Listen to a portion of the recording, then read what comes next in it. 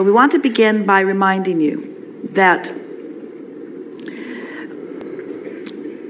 the universe doesn't hear what you say, the universe hears what you mean. So you want to find the feeling of what you're reaching for first. If you ask yourself about what it is you desire, and you ask yourself, why is it that you want it? Looking for the emotional reasons for it. And then you just stay there in the feeling of those emotional reasons for a little while before you start focusing. That's a good way to get the momentum going in the right direction.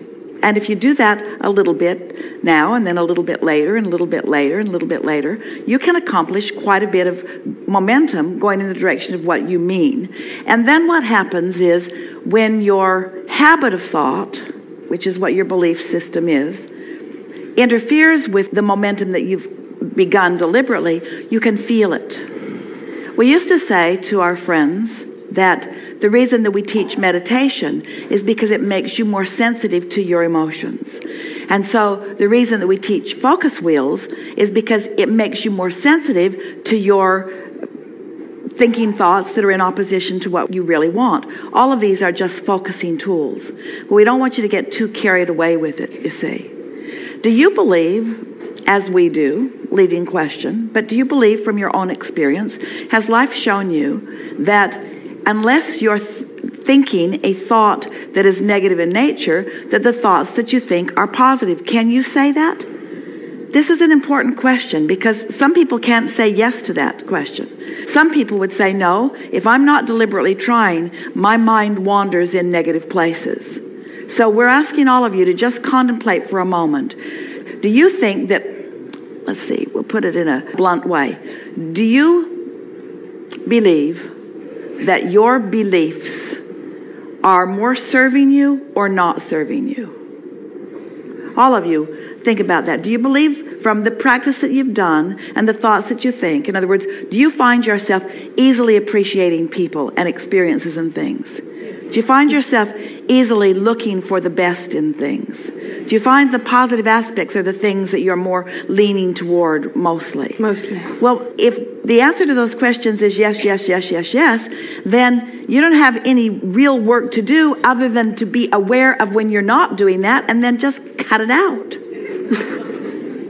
You see what we're getting at? Now begin again with the question, because you were a little strong and dark as you began it, like there was something that you really needed to fix. You don't feel that way now. So give it to us again. What is it that you're reaching for here in this co-creative conversation? I'm reaching for a more personal way for me personally to apply what you've been telling us, because I found some resonance in this beginning in the morning, finding the right place kind of thing. So let us ask you some more questions.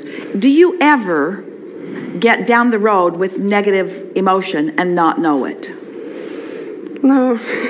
Do you find yourself ever just deep into negative emotion, completely oblivious to how rotten you feel? Or are you aware? So now the next question is, why are you willing to put up with not feeling good? Mostly because there's some kind of schedule or something I think What's that got to do with anything? Can't you feel good on your way to a schedule? Can't you feel good on your way to other things? Are you saying that there are conditions in which you just cannot feel good? Conditions in which I feel that it's more difficult to feel good than in others. Of course, but that wasn't our question. Our question was, are there conditions in which you can find nothing to feel good about? I think there's one or two where I can't find anything yet to feel so good. And are they conditions that you can't avoid? Do they follow you everywhere you go? Are they present in your experience? It's conditions that I've tried to avoid, and I've had some success with that. But then sometimes they tend to get reactivated by something I hear. So how is this attempt at being the anomaly in the universe working out for you? Trying to get away from something. How's this exercise in exclusion working? I live in a universe based on attraction, and I'm focused upon that thing that I'm trying to stay away from. How's that working? Let's put it another way. I've been trying to to focus on other things that made me feel good. But that isn't what you said. Okay. That isn't what you said, and that isn't what you meant. It's what you mean now. Okay. Everyone relates, and that really is the point that we are making, is that you can't get there from there. There's still a belief within you that you can avoid something. Well, you can't avoid it. It just comes closer. When you identify something that you want to avoid, you activate it in your vibration, and it just shows up and shows up and shows up until it gains momentum. So how do you avoid unwanted things? You just told us, but say it again. Trying to focus on something else? Focus on something that you do want. And so now we're going to ask you the question, and it's not a trick question. Well, a little tricky. How do you avoid something that you don't want?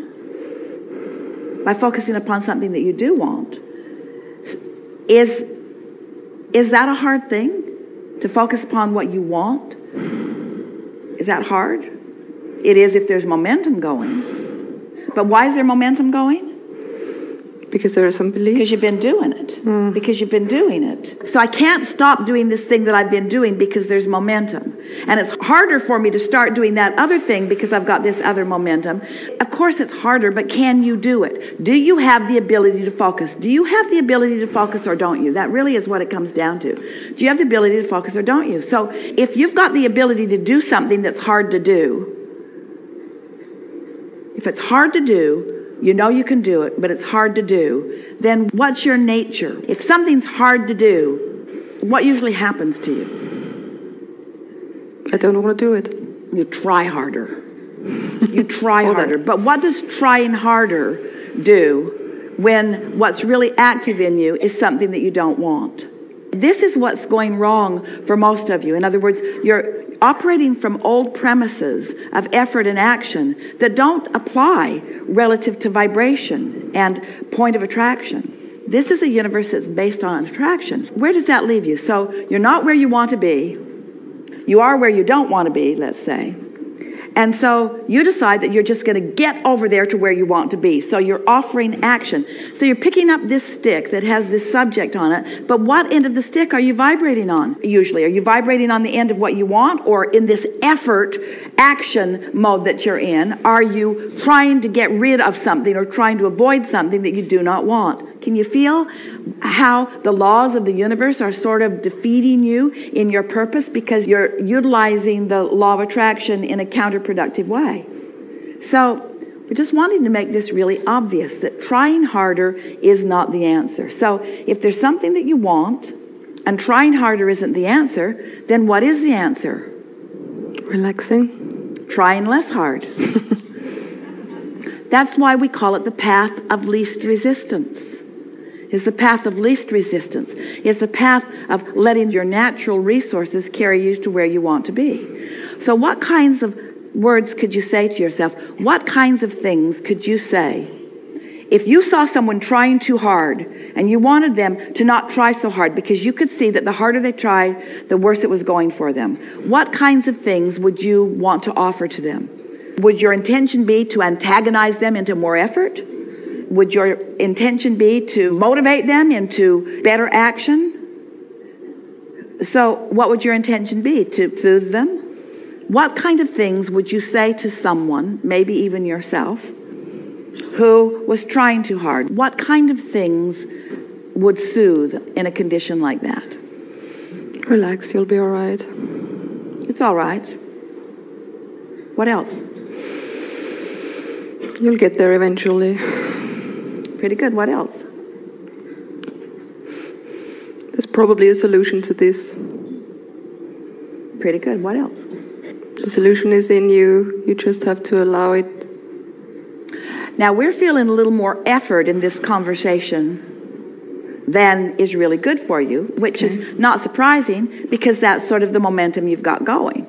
So try to take the effort out of this conversation that you are giving to yourself. Try to try less.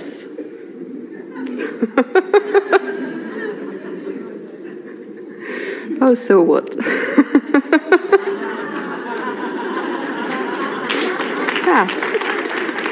It is what it is. It is what it is. I am where I am. It's all right. No big deal. It's okay. It's all right. What else? It's all right. Relax. Just allow. Eventually a thought is going to come that is going to feel better. Because right now I'm not feeling... I can't really think any thought, which is quite all right as well. Not good? It's really good. Tired of shooting myself in the foot. It's going to be all right. There's nothing to do right now. Just give it a rest. Nothing to do right now.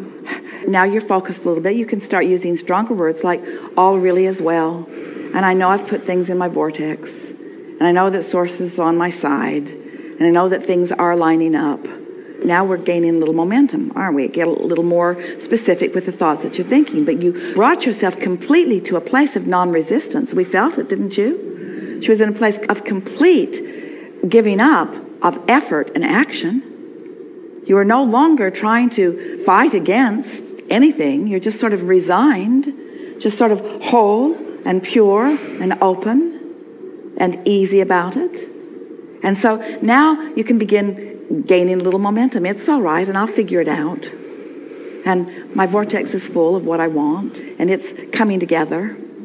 And the energy is flowing. And as you said, it was really good. Eventually, I'll begin perceiving impulses and ideas. When that begins, it will feel really good to me. And until then, all is well. I'm waiting for the impulse. It's a nice place to be, trusting that it's coming, eager for it to come, anticipating that it will come. Doesn't matter when it comes. I know it is coming. It is inevitable. It is completely logical. I've been here before. No big thing.